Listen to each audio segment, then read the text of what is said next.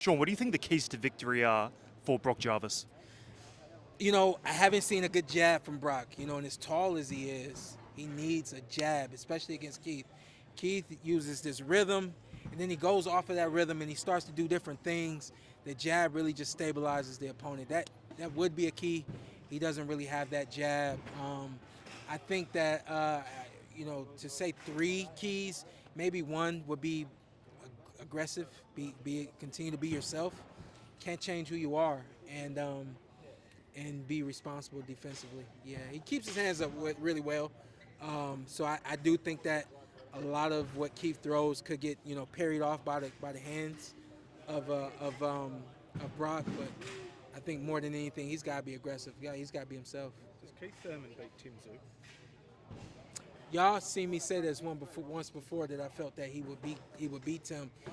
Before the Murtazalia fight, definitely things were kind of swaying for me. Keith came down with another injury, and it's like you can't keep getting these injuries. If you're healthy on fight night, how healthy are you going to be through the entire fight? So even with this fight, there's the possibility of Keith possibly getting hurt. But I think that between Keith's inactivity and the way the last fight for Tim went, it's kind of 50-50. We'll have to analyze that question. Of Keith Thurman are we going to get? How far do you think he's gone from the guy who fought Barrios, Pacquiao? Yeah, I honestly think the best version of Keith we saw was the Keith that fought me, the Keith that fought Danny. I think he had some injuries in his fight with Danny, but I think that those are the two best versions we saw. The version of Keith that we saw with Manny, we saw him get dropped in the first round, and Manny had the whole first half of that fight and kind of pull back, or a little older himself, a little long in the tooth, and Keith kind of stayed in there with him. So I really don't even think that was the best version of Keith. And the fight that he had with Mario was, the points wise, it was one-sided, but Mario made him work every round, and then he had that infamous body shot that Keith seems to get hit with damn near every fight. So there's a key for you. Brock's got to go to the body. You go to the body of the old man, you break him down. So I think the best versions of Keith we saw were 2016, 2017. Can he be that again? I don't know, because he was training at such a high level even then.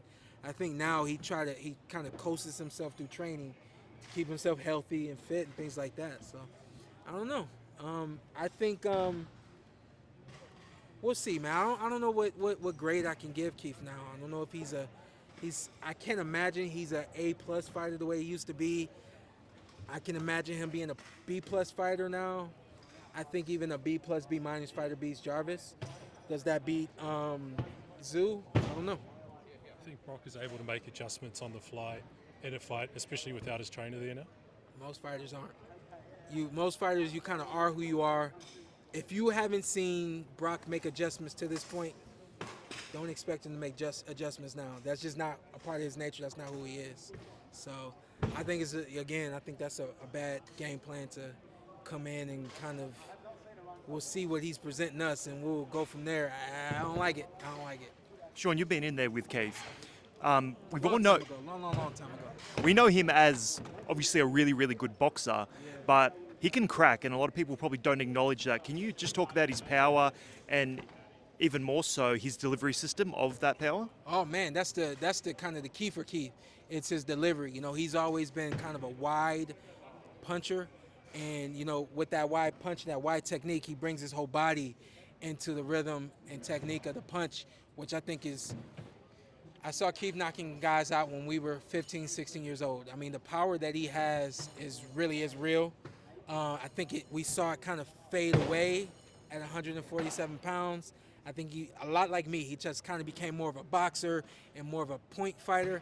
I wasn't really trying to be a point fighter. I was trying to be fast.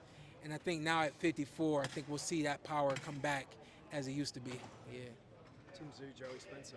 Thoughts on that? Man, I think it's a fight that's right on time for both those guys. Joey's been out of the ring for a little while. I think he's had some quiet comeback fights. Great challenge. Those guys, they fight a lot alike. So it's a really good challenge for him. And I think that fight could kind of go like, not the Harrison fight.